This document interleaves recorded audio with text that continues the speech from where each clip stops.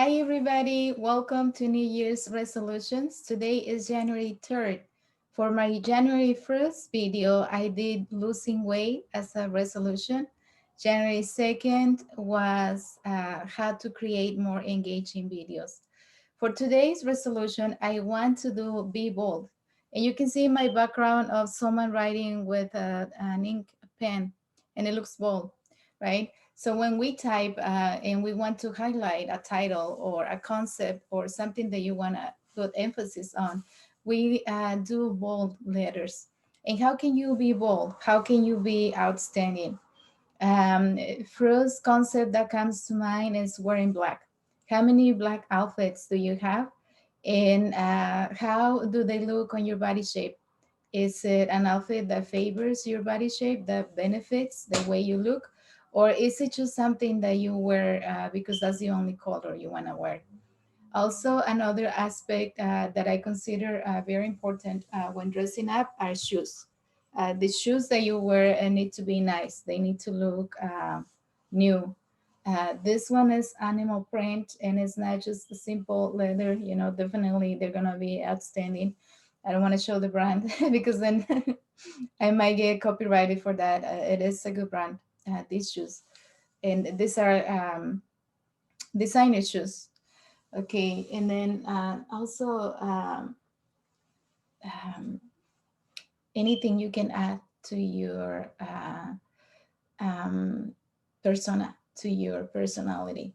So accessories, right?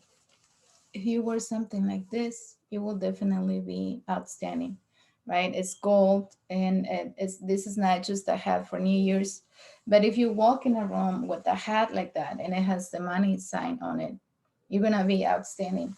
And I know this kind of outfit is the kind of accessories that African American people wear, and usually young men. And you probably don't want to look like that. But what is something that you feel comfortable with that you might want to look like? And what is something that you can possibly make part of your brand that it goes with it? It's not necessarily attached to something else or some other personality. So another aspect that I consider very important is your nails. How trim are your nails? And I know you cannot see my nails. So I have a white tip. It's probably hard to see even if I go closer to the camera. So I have a white tip. This is the French style of nails. I love to have acrylic nails on. I love the crystals. But when I work in restaurants, sometimes they don't allow you to have that because there is a possibility that one of the crystals is going to fall on the ice when you serve a drink or on the food, possibly, because when you're working, everything is done fast. So some managers require that you don't have that. But another way where you can cover that is by using gloves, which we use a lot right now with the current health situation. So nails are not just for ladies. There is nails also for guys. Are they trim? Are they clean? I've seen men that have gloss on top of their nail, clear gloss. And I also see men that have black nails. I mean, that's up to you. And it's having black nails is more of a concept of a rock star and that type of thing, right? But how well does your nails look? And also, how are you wearing your hair? Is your hair something boring? It's always the same, and you don't have any hair. That's why you have a hard time. And if you don't have any hair, maybe it's a good idea to find some type of hat that fits your personality or your outfits and change that hat. Don't just be attached to one specific type.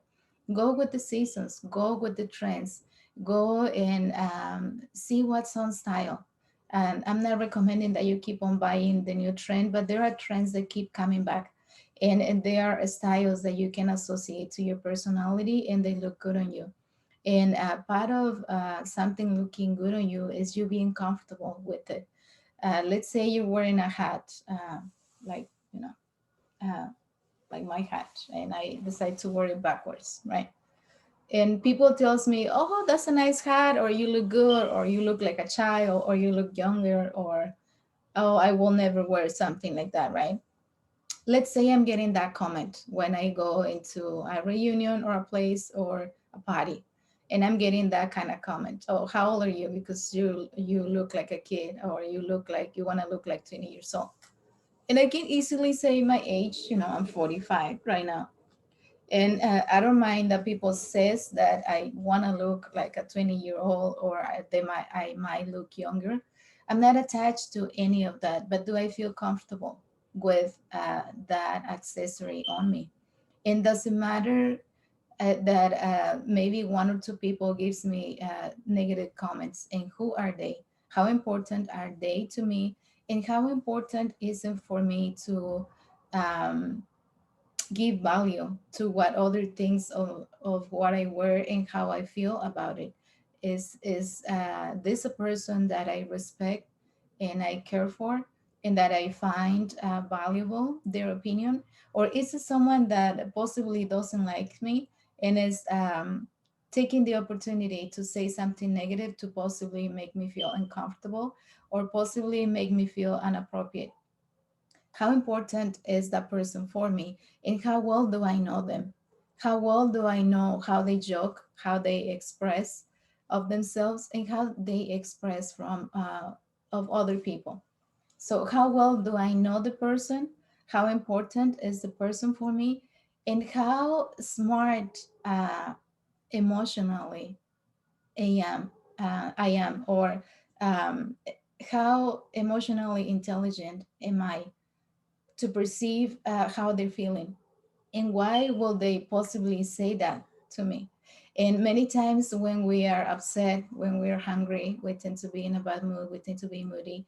If something is going on in the reunion and it creates energy of sadness or anger or disappointment, or with loud sounds, people tend to be angry and moody. So what is happening in the environment that could possibly make that person feel some type of way about me, or maybe saying something to me to get their feeling out? Maybe it's not even about me, it's just how they're feeling. The book, The Four Agreements by Don Miguel Ruiz, explains that anything that anyone tells you is not about you, it's about them. It's about their experiences, about their feelings, about their points of view, according to whatever it is that they live through life and how life has been for them. So taking anything personal is not a smart decision, and it's not an intelligent emotional decision as well. So basically, how do you want to be bold, and how important is what people has to say about it? How many negative comments are you getting out of how many positive comments? And sometimes positive comments are not allowed. If people don't have anything to say, they basically don't care for it, or they don't have anything negative to say. And when you're smart about relationships with anybody, if you don't have anything good to say, it's better not to say it, because that can possibly create a gap in between you and the person. And maybe if they were thinking of you to do some kind of business association, ask you about anything, they're not going to now, because they feel that they are not liked by you, they're not accepted by you. If you say a negative comment about the race that they are, and they probably don't feel offended, but they probably keep it in mind. Maybe they keep it in mind and they think that you think about them that way, in the way people express in a negative way of their type of race. And it's once when you say something, it's hard to take it back. And as much as you can be a kind individual, maybe the person will not forget that you said that. Next time they're gonna have to think about if they want to comment on anything that you post, or if they want to say anything to you. They probably feel distant now. Maybe they were barely coming closer to you, but because you said something, now they don't feel like coming any closer. They want to take their distance. So what are we saying that could possibly make someone take distance? And maybe they started to think of you in a different way, in a way of kind of wanting to approach you more, or maybe thinking of you about recommending you for something that they see that you're doing and it's interesting the way you do it. And maybe others like it, and maybe others will pay for it if they're unable to pay themselves. Don't underestimate anybody because they don't have money. You don't know who they know. You don't know who they do services on. You don't know who trusts them. And you don't know what kind of environments they are and what ways they have of resolving issues. Maybe to you, it seems like they don't have enough money to buy your services, but maybe they have connections that could possibly buy your services. And and you're probably wasting that connection thinking, well, this person doesn't have any money to buy anything from me, but they probably do know or are connected to people who does. And maybe if they like you so much and they don't keep you distant, maybe if they share something that you do, maybe if they talk about you, maybe someone that listens will be interested in contact you for something that you do well, and something that people recommend you for, and something that you're well known for. Sometimes when life is abundant with us, we want to be abundant and kind to people. If you get a big contract where there is a lot of money involved and they're requiring someone extra to get paid maybe 10% of what you're making, and even 5 or 20%, I don't think it's a reason for you to be envying their 5 or 10% of what you're making. If you're already making the 100% out of the whatever percent they are getting, and it's that it's a separate transaction, you know what they're paying to that person. It has nothing to do with how much you're making. It's not diminishing how much you're making. So if you're getting paid a big amount of money for a contract, and there is an offer for someone to make 5 or 10% of what you make, I don't think it's going to be hard for you to recommend someone that you might think is going to do a good job, or it's gonna make it fun for them, it's gonna make it entertaining, or maybe something that doesn't require much content as you have, or much work, or much of your specialty. Maybe something very simple. Maybe it's an MC for their presentation, where someone can make it fun, entertaining, and think out of the box, and just be able to improvise and jump on stage at any time that is required. And that may be something that someone might be interested on. I'll be interested on being an MC at an event. That would be fun for me to do. And going back to being bold, it's not also how you look, but what kind of lotion are you wearing? Do you believe that if you're at a place and someone walks by you and they smell delicious, and that will be something that will be calling not only your attention but your senses, like, oh wow, you smell so good, even male or female. What are the fragrances that we are choosing when we are going out anywhere? And it doesn't have to be that you're only putting on lotion or perfume or a nice fragrance when you're going to a party or to an important reunion where you're making money. But do you use a fragrance regularly, every day? Do you use an aftershave? Do you spray some kind of good smelling fragrance, water based, when you go to grocery store, when you go shopping, when you go and put gas in your car? And what is that related to other people? It's just the habits that we have that can make you feel good. So feeling good and looking good is attached together. When we feel good, we look good. And when we genuinely work on uh, not only feeling good but looking good, and really having care of the way we are presenting ourselves, it's noticeable. I remember one time I went to Sam's Club, and there was an African American man on the parking lot coming in, and he had a black suit, and you can see the clothes are expensive, and his shoes were shiny. But more than that, he would have not looked that way, and I would have not looked at him if he would have not said hi to me. How are you, ma'am? How are you today? The energy, right? What people is using to connect to you. I look nice that day too. I don't remember what I was wearing, but he was willing to say hi to me, to make me feel good. And by him doing that, then I look back at him and I saw this beautiful man with this bold presentation and feeling so good about himself. And how can we feel so good about ourselves that we're willing to be kind to people? that we're willing to say hi, that we are willing to let others know that they also look good, that we are happy to see them. You know, I was just coming out of the store, going to my car, put my things on, my groceries, and he was very kind, tall man, you know, and just feeling good. Like you can see him like holding his blazer, his suit, you know, and walking like with power. How are you walking?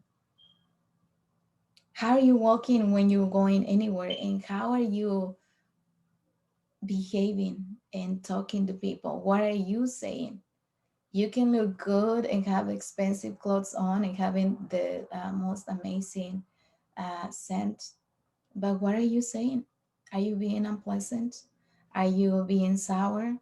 Are you being unapproachable? Are you being like, oh, don't touch me, I'm so important, I don't want to talk to you, I don't want anybody to see me close to you because then you're going to take advantage of my fame? Are you behaving like that? Are you really that big? And how much advantage can someone have of taking a picture of talking to you? Like how much can you give in 1 or 2 minutes of conversation to anybody that could possibly save their lives or their business? And if that is your power, wouldn't be something that you feel grateful for?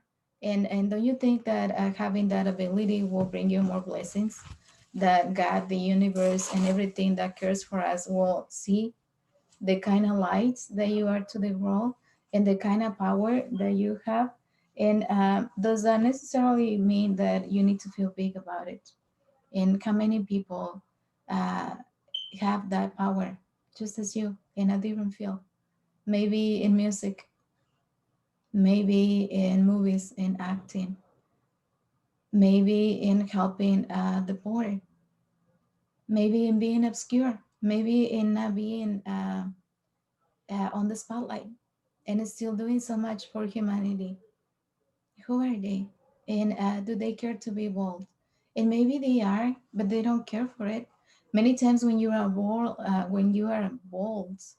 you don't care or really necessarily think that you are, and don't even care that other people think that you are, but you just do what you do. And how are you looking when you go out? You know, what is your picture on your social media, and how do you look when someone takes you out? Do you look completely different? It's just a fake you that is on the pictures. Then when they see you working or when they see you out, you look completely different.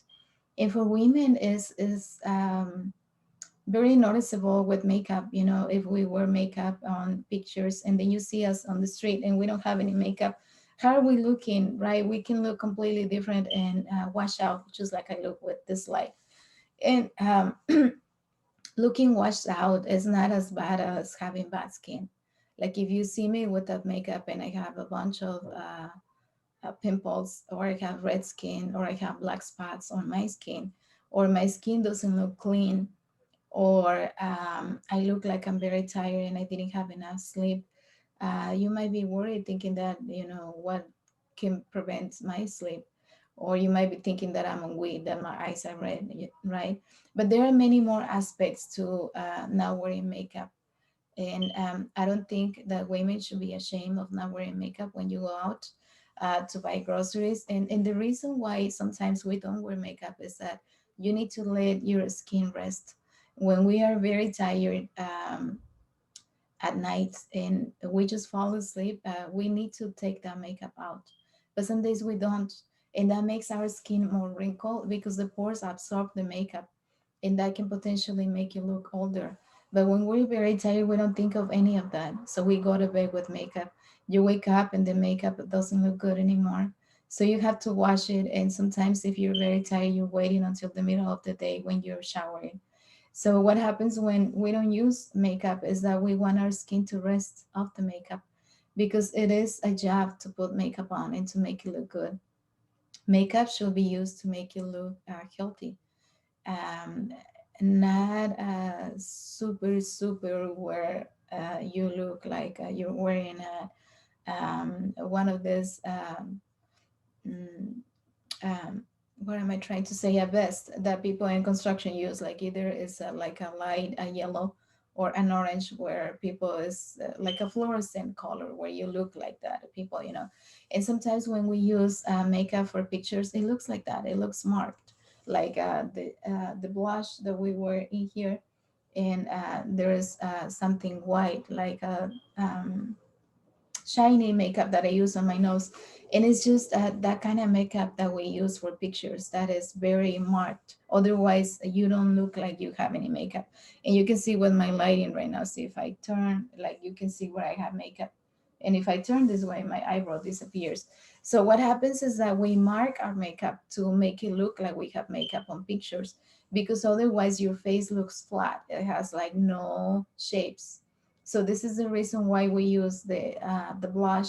I put some blush in my chin. You can also do in here when you have this line. How see I have fat in here where my side of the face is not straight, right? It has this fat that but if I put dark makeup in here or like blush, then it's gonna make it seem like it's straight, so you can look skinnier. So do you want to look skinnier on pictures, and how do you want to look that when people look at you in person you look so different?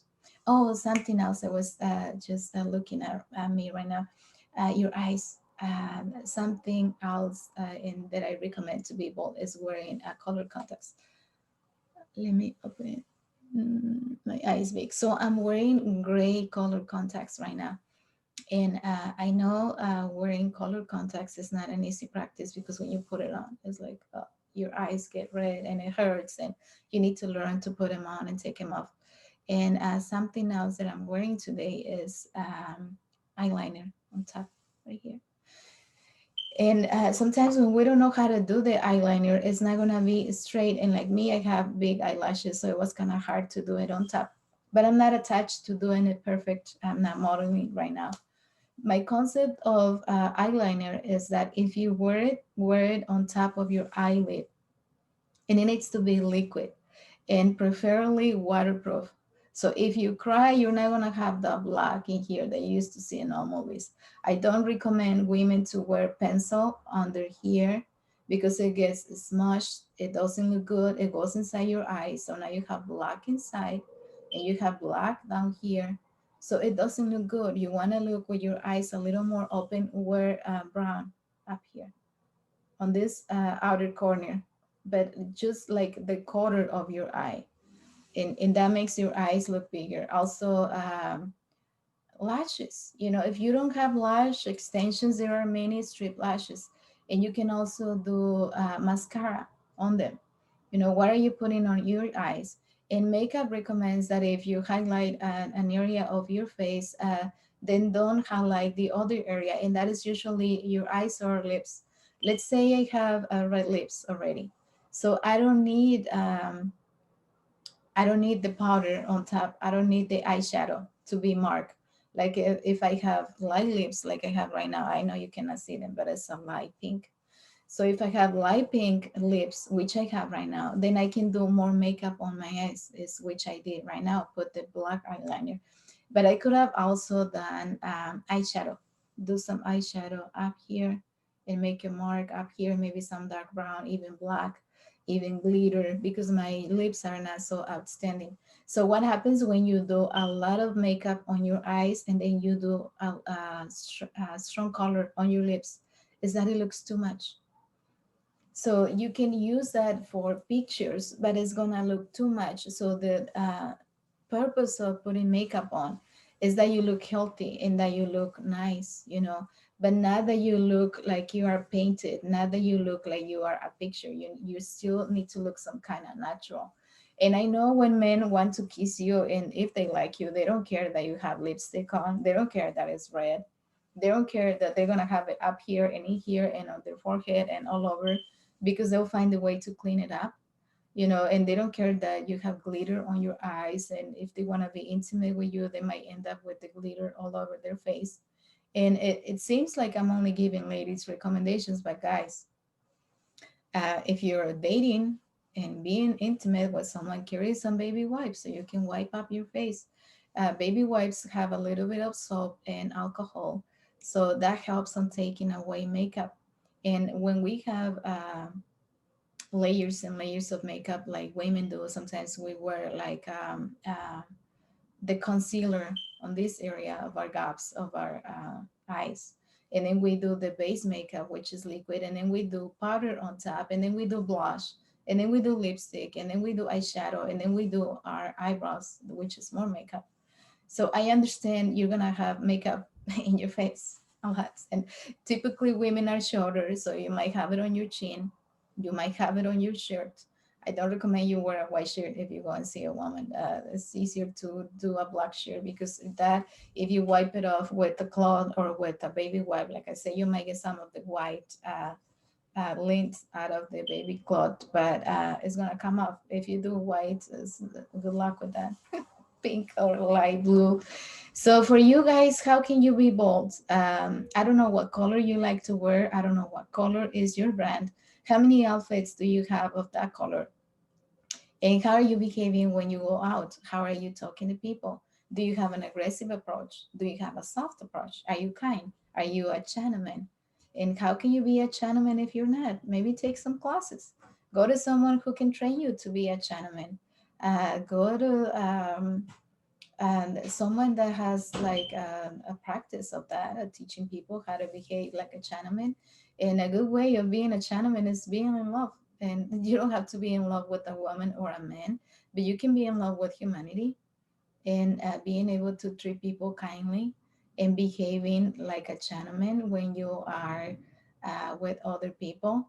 And it's easy to be mad, and it is easy to react upset and to show your personality, but you can always excuse yourself and say sorry and ask for forgiveness and apologize to people.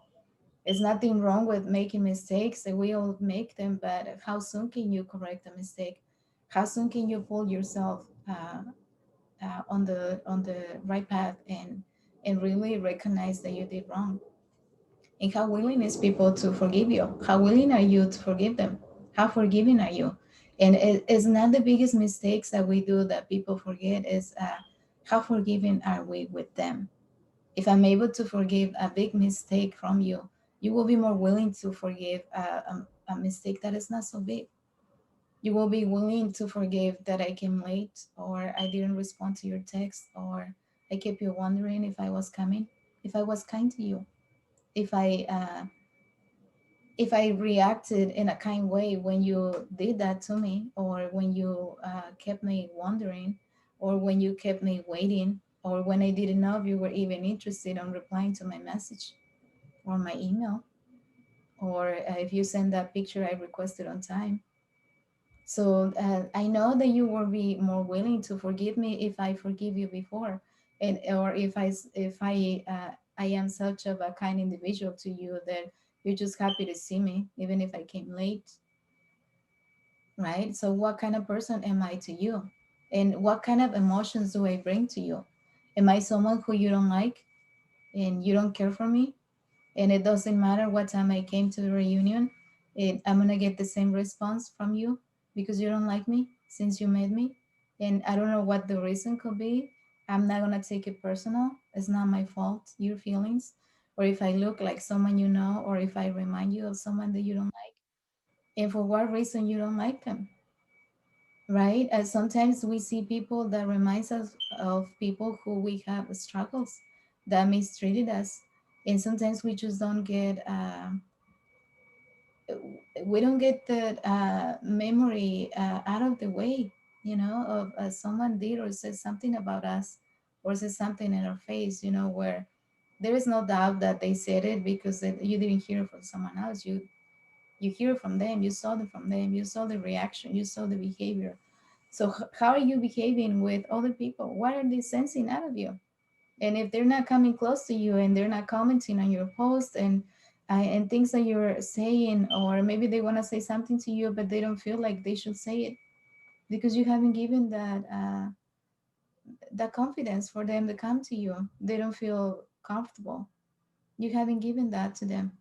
They know that they need to keep their distance because you don't like them, right? So And then that's okay. That happens with people, as much as some people probably won't like you and won't be happy that you are there, other people is not attached to you, it doesn't bother them that you are there. And some other people is grateful that you are there. And they might not say anything, but they like you, they like to be around you. They probably don't think that you're handsome or pretty or that you are attractive, but they simply, like you. They don't, I mean, they have nothing against you. You are someone who is there, you are someone who they're used to see. And if you're someone new, well, then you're gonna get some reactions. But how are you behaving? How are you being bold? And how are you bringing life and light to the party, to the reunion, to the occasion? And how are you shining? Who are you in the room? Have you been to places where you go and there is someone walking and it seems like they're the owner of the place, like they own the place? And does it happen to you? Like you ask, "Are you the owner, or do you work here?" And how does that people look? I had that happen to me many times where people will ask me, "Are you the owner, or do you work here?" How do you behave that people might ask you that? How can you behave that people might ask you that? How can you treat people? How can you dress up? How can you look? How can you talk to them? What can you offer that they might think you are the owner of the business? What can you do to make them feel or ask that question? How are you contributing where you are? How are you being bold? What are you bringing that is outstanding? What are you doing every day? What is a constant on you? What do you keep on working on? Are you still following others, or are you creating your own projects? Are you creating your own concept, your own branding? What are you working on? I love you. Thank you for watching. Be bold is a resolution for today, January 3rd. This is a series of 30 videos. I said 31 earlier. I'm not sure how many days January has, to be honest. I haven't even looked at the calendar. I'm not worried about that. I can do 31 videos even if January has 30 days, because any day I can pop up an extra video. And if you wonder what am I gonna do next month, I already know. February 1st, I'm gonna start a show called Be My Valentine. That is gonna run from February 1st till February 14th. So Be My Valentine is gonna be the upcoming show. I already know what's the next one. I'm not gonna tell you right now. I'm gonna keep you wondering, but I do have another show that I'm gonna be making in March. So stay tuned, because beginning of March is going to start another one. So this one, New Year's resolutions, is started on January 1st. So it's going to be one video every day for the month of January. And I'm going to start at the end of January. I'm not going to continue with New Year's resolutions, because I'm going to start the new show, Be My Valentine. And the title already can tell you what am I going to be speaking about. I love you. Thank you for watching. Bye.